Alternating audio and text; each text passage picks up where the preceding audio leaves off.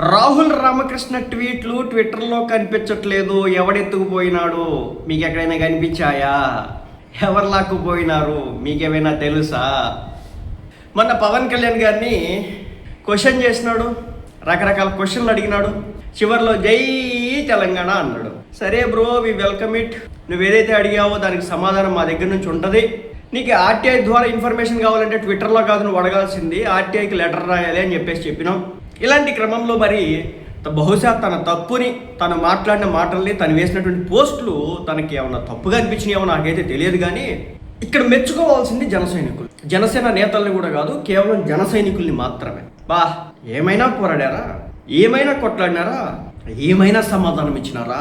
కామెంట్లు వరద. ఇది దమ్మున్నోళ్ళు మాత్రమే చేయగలుగుతారు.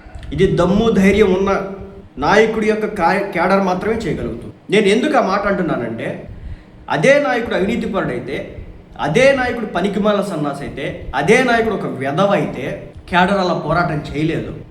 క్యాడర్ ఆ విధంగా గొంతు చించుకొని పెకలించి మాట్లాడలేదు, ఎదురు తిరగలేదు, సమాధానం ఇవ్వలేదు. జన సైనికులు చాలా క్లారిటీగా చెప్పినారు. నువ్వు అడిగినావు కదా క్వశ్చన్లు. సో పవన్ కళ్యాణ్ ఇది చేసినాడు, ఇది చేసినాడు, ఇది చేసినాడు. వచ్చిన 2 సంవత్సరాల్లో పంచాయతీ డిపార్ట్మెంట్లో 5 అవార్డులు తీసుకున్నాడు.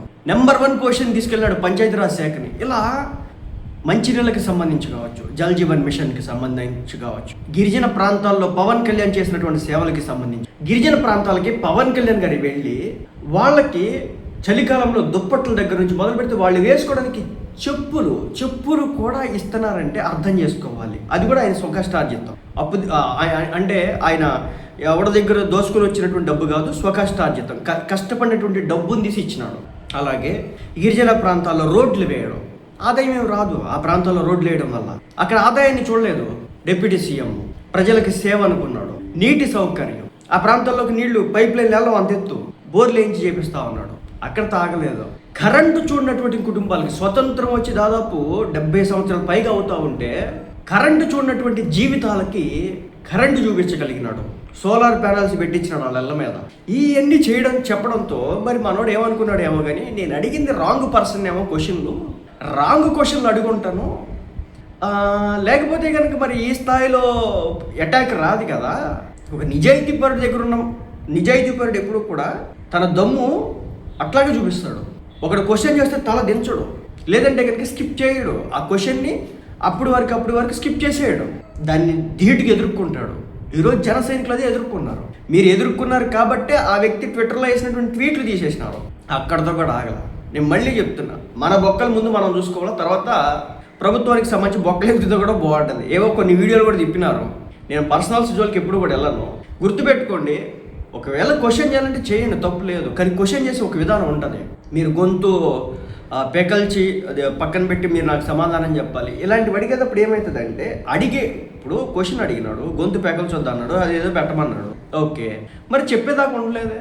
నెంబర్ 1 ఏంటంటే, అసలు ట్విట్టర్లో క్వశ్చన్ అడిగినాడు కదా ఈ మహానుభావుడు, ఆర్టీఐకి సంబంధించినటువంటి ఇన్ఫర్మేషన్. కానీ అతను లెక్క ప్రకారం మనం ఒక ఆర్టీఐ ఇన్ఫర్మేషన్ కావాలంటే దేనికి సంబంధించి అయినా సరే కొన్నిటికి మాత్రమే కొంత ప్రైవసీ ఉంటుంది. అంటే మన సెక్యూరిటీకి సంబంధించి కావచ్చు, వాటికి సంబంధించి కొంచెం ఉంటుంది. నార్మల్గా అన్నిటికి కూడా వాళ్ళు సమాచారం అందిస్తారు. కొన్ని రోజులు లేట్ అయినా సరే ఫస్ట్ లెటర్ రాయాలి.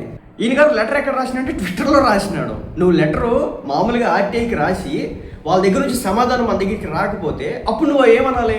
పవన్ కళ్యాణ్ నీ డిపార్ట్మెంట్ ఈ విధంగా పనిచేస్తుంది, అసలు ఆర్టీఐకి లెటర్ రాస్తే వాళ్ళ దగ్గర నుంచి ప్రాపర్ సమాధానం లేదు, ఇది పద్ధతేనా? అప్పుడు అడుగుంటే కనుక ఓకే, అప్పుడు ఓకే. కానీ అలా కాదు కదా, డైరెక్ట్గా ట్విట్టర్కి ఎక్కాడు కదా. అలాగే లాస్ట్లో జై తెలంగాణ అన్నాడు. ఆంధ్ర గురించి క్వశ్చన్ అడుగుతా, ఆంధ్ర ప్రభుత్వాన్ని క్వశ్చన్ అడుగుతా, ఆంధ్ర డిప్యూటీ సీఎంని క్వశ్చన్ అడుగుతా, జై తెలంగాణ. చివరికి జై తెలంగాణ ఎందుకు వచ్చింది? జై ఆంధ్ర రావాలి కదా అక్కడ. సో ఇదనమాట. సో మనోడు మనసులో ఏదో పెట్టుకొని రాసినాడు కాబట్టి అది బూమరాంగ్ అయింది కాబట్టి వెనక్కి తిరిగినాడు. గుర్తుపెట్టుకుని మళ్ళీ చెప్తున్నా, ఇది 2వ వ్యక్తి అనమాట ఈ విధంగా వెనక్కి తిరగడం. మొదట ఒక ప్రొఫెసర్ ఉన్నాడు అనమాట. పవన్ కళ్యాణ్కి అమిత్ షాకి మధ్య ఏదో జరిగిన సంభాషణ గురించి బయటికి మాట్లాడినాడు. నెక్స్ట్ డే బయటకు వచ్చి ఏం చెప్పినాడు? నా వ్యాఖ్యలు నేను బేషరతుగా వెనక్కి తీసుకుంటాను.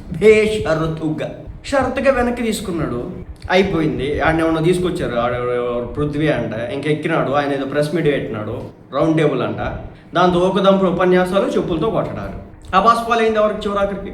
ఎవరైతే ప్రొఫెసర్ ఇంతకాలం కోటగోడలా కట్టుకున్నాడో ఆయనకి సంబంధించిన స్థాయి తగ్గిపోలా. అరే ఈయన మాట్లాడితే ఒక వాల్యూ ఉండేది, ఒక విలువ ఉండేది. ఎస్ మా గురువు అన్నట్టు అని నేను ఫీల్ అవుతాయండి. బట్ ఏమైంది, ఆయన స్థాయి తగ్గింది, ఆయన విలువ తగ్గింది, ఆయన యొక్క శాంటిటీ తగ్గిపోయింది. నెక్స్ట్ వచ్చేసి ఆ చెప్పులతో ఒక మహిళను కొట్టించినారు. ఏమైంది, ఆమె ఆమె ఆమె పాస్ట్ కావచ్చు, ఆమె ప్రస్తుతం ఉంటున్నటువంటి పరిస్థితులు కావచ్చు, ఆమె చేసినటువంటి రీల్స్ కావచ్చు, అలాగే ఆమె హస్బెండ్కి సంబంధించి కావచ్చు, అలాగే ఆ చుట్టుపక్కల ఎవరైతే ఆ గ్రామంలో ఉంటారో వాళ్ళందరి దగ్గర నుంచి వీడియో బయట తీసుకొచ్చి ఈమె క్యారెక్టర్కి సంబంధించి కూడా మాట్లాడడం అయితే జరిగింది. అబస్పాల్ అయిపోయిందిగా. పవన్ కళ్యాణ్ నేనేం చేశాడమ్మంటే చెప్పదు, కానీ పవన్ కళ్యాణ్ కొట్టడానికి చెప్పు తీసుకొని ఫోటో పట్టుకొని వచ్చేస్తుంది. అక్కడ అది అయింది. రెండో బుమ్రంగా ఇంకా కాంగ్రెస్ వాళ్ళు పొన్నం ప్రభాకర్ గారు ఈ రోజున వెళ్ళి ఆయన ఎక్కడో ఏదో రాష్ట్రంలోనంట ప్రచారానికి దిగాడంట. మా అయ్య జాగిర్ తెలంగాణ అన్నాడు. ఇప్పుడు వెళ్ళి వేరే రాష్ట్రంలో ఈ ప్రచారాలు చేయడానికి పోయినాడు. అది సంగతి. తర్వాత ఆయన ఇంకో ఆయన ఉన్నాడు. సో ఇలా ఒక్కళ్ళు కాదు, ఇద్దరు కాదు, చివరాఖరికి ఇది ఈయన ఎవరు, రాహుల్ రామకృష్ణ ఆయన కామెంట్ చేసినాడు, ట్వీట్ చేసినాడు. ఏమైంది, ట్వీట్లు రిమూవ్ చేసుకున్నాడు. మీరు చూడండి ఈ యాక్షన్స్ అని. ఇప్పుడు ఒకడైతే కనుక కోడి చెరువు కబ్జా చేసినాడు పవన్ కళ్యాణ్ వీడియోలు వేసినాడు వాళ్ళ సొంత ఛానల్లో. ఏది కోడి చెరువు ఎక్కడికి వెళ్ళింది, యాడికి వెళ్ళింది, ఇప్పుడు అయిపోయిందా? పవన్ కళ్యాణ్ ఒకటే మాట అన్నాడు, నేను చెరువుని కబ్జా చేసినట్టు రాసుకో అన్నాడు. మీ ప్రభుత్వాన్ని పంపించి తీసుకున్నారా దమ్ముతో చెప్పినాడు. తీసుకున్నారా? తోక ముడిచి వెనక్కి అడిగేసినాడు. మళ్ళీ కౌంటర్ లేదు, మరీ మాట లేదు. మళ్ళీ ఇప్పుడు వెళ్ళి తీసుకోపోండి. దాదాపు అని చెప్పి వారం అయింది, కౌంటర్ లేదు. ఇప్పుడు ఆమె ఎవరు వచ్చింది, కల్వకుంట్ల కవిత. ఆంధ్ర రాష్ట్రం పవన్ కళ్యాణ్ గారు ఎంట్రీ ఇచ్చిన తర్వాత ఇక్కడ చూసుకోండి మీరు అంది, మీ కింద నీళ్ళు వస్తున్నాయి అంది, అమరావతి కింద నీళ్ళు వస్తున్నాయి అంది. ఏమైంది, ఇప్పుడు తెలంగాణ అంతా కూడా మునిగింది అనమాట. తెలంగాణ మునిగింది, మొత్తం నీళ్లే. అసలు ఎక్కడ చూసిన నీళ్లే అంటామన్న, అవి మోకాళ్ళలోతు నీళ్లు. మరి మీరేమో మా రాష్ట్రం మునిగింది అంటారు, మీరేమో డెవలప్ అయిపోయిందని చెప్తున్నారు. అసలుకి నిజం చెప్తున్నా, ఇది రేవంత్ రెడ్డి గారు తప్పు కాదు. గత 10 ఏళ్ళు ఏం చేసినారా నాకు తెలియక అడుగుతాను. కేసీఆర్ గారు ఏం చేసినాడు, కల్వకుంట్ల కవిత గారు మీ ఫాదర్ గారు బాపు గారు ఏం చేసినాడు తెలంగాణని? 10 ఏళ్ళు అయినా కానీ డ్రైనేజ్ వ్యవస్థ ఏర్పాటు చేసుకోలేదంటే దీనికంటే దౌర్భాగ్యం ఉంటుందా? ఈరోజు రేవంత్ రెడ్డి గారిని కామెంట్ చేస్తూ ఉన్నారు. రేవంత్ రెడ్డి గారు మగోడు కాబట్టి హైడ్రాని తీసుకొచ్చి ఎంతో కొంత చెరువులు రీస్టోర్ చేసినాడు. ఆ నాళాలు మూసేస్తే వాటన్నిటిని కూడా ఓపెన్ చేయించి పారిస్తూ ఉన్నాడు. నిజం చెప్తున్నా, రేవంత్ రెడ్డి గారు 1,00,000 రెట్లు బెటర్ వీళ్ళతో కంపేర్ చేస్తే. తెలంగాణ ప్రజల కోసం పనిచేస్తున్నాడు రేవంత్ రెడ్డి గారు, తెలంగాణ ప్రజల కోసం పనిచేస్తూ ఉన్నాడు రేవంత్ రెడ్డి గారు. ఈ రోజున అక్కడ పవర్ కట్లు లేవంట, అలాగే ఏంటంటే వాటర్ సప్లై కూడా ప్రశాంతంగా ఉందంట, అలాగే వర్షం పడ్డకండి. ఈ రోజున మునిగి ఆ రోడ్లన్నీ మునిగిపోయి మోకాళ్ళలో నీళ్ళు రావడానికి బీఆర్ఎస్ కాదు, రేవంత్ రెడ్డి గారు కాదు. 10 ఏళ్ళు ఏం తీసినారు? 4 రోజులు అయిపోద్దా పనంత? వచ్చిన 2 సంవత్సరాలు మొత్తం చేయగలుగుతాడా? వచ్చిన కాడ నుంచి హైడ్రాతో మొత్తం కూడా చెరువులు రీస్టోర్ చేస్తుంటే ఆయన మీద అంత తెక్కుతా ఉన్నారు. చూడండి, నేను పవన్ కళ్యాణ్ గారిని ఎవరైతే టార్గెట్ చేసినాడో, ఒక ప్రొఫెసర్ కావచ్చు, మీడియా ఛానల్స్కి సంబంధించినటువంటి వ్యక్తులు కావచ్చు, రౌండ్ టేబుల్ సమావేశాలు పెట్టినటువంటి వ్యక్తులు కావచ్చు, సదరు మహిళలు కావచ్చు, ఆ తర్వాత కాంగ్రెస్ పార్టీకి సంబంధించి పవన్ కళ్యాణ్ని టార్గెట్ చేసినటువంటి రాజకీయ నాయకులు కావచ్చు, ఆ తర్వాత ఇవాళ రాహుల్ రామకృష్ణ కావచ్చు, అందరూ కూడా తోక ముడుచుకున్నారు. కానీ పవన్ కళ్యాణ్ ఎక్కడ కూడా తగ్గదు. చెప్తున్నాం కదా, ఇదంతా సాధ్యమైంది పవన్ కళ్యాణ్ గారి అభిమానుల వల్ల, వాళ్ళు ఇచ్చినటువంటి కౌంటర్ల వల్లే. ఎవిడెన్స్తో కొడుతున్నారు దెబ్బ, బూతులు కాదు, తిట్లు కాదు, ఎవిడెన్స్ మాట్లాడుతుంది తెలంగాణలో ఇప్పుడు ఎక్కడైనా సరే.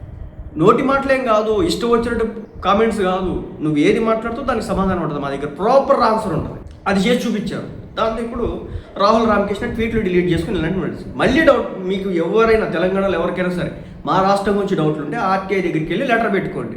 ఒకవేళ పెట్టిన తర్వాత వాళ్ళు ఇచ్చిన టైం పీరియడ్ కల్లా మీకు ఇవ్వలేదు అనుకోండి, అప్పుడు రోడ్డు ఎక్కండి. అప్పుడు మేము కూడా గొంతు కలుపుతాం, మా తెలంగాణ సోదరులు మా రాష్ట్ర అభివృద్ధి కోసం రంగంలో దిగినారు, మా ఆర్టీఐ దగ్గరికి వెళ్తే కనుక వాళ్ళు సరే ఇన్ఫర్మేషన్ ఇవ్వలేదు, సో అందుకోసం అని చెప్పేసి వీళ్ళు నినదించినారు, గొంతెత్తినారు. కాబట్టి వీళ్ళతో మేము గొంతు కలపాలి, అప్పుడు కూడా మేము జై తెలంగాణ జై ఆంధ్ర అంటాం అనమాట. కాబట్టి కోడిగుడ్డి మీద ఏకలు పీకేద్దాం, పవన్ కళ్యాణ్ నేను బద్నాం చేద్దామంటే ఇట్లాగే అవుతుంది.